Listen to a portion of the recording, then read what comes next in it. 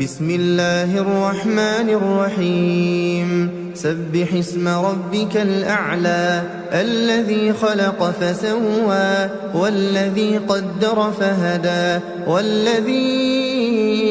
أخرج المرعى فجعله غثاء أحوى سنقرئك فلا تنسى إلا ما شاء الله إنه يعلم الجهر وما يخفى ونيسرك لليسرى فذكر إن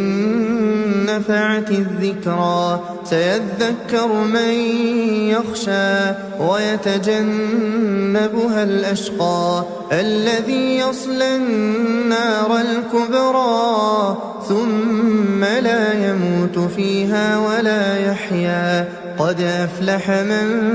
تزكى وذكر اسم ربه فصلى بل تؤثرون الحياة الدنيا والآخرة خير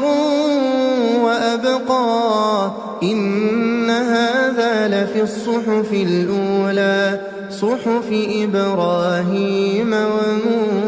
وموسى.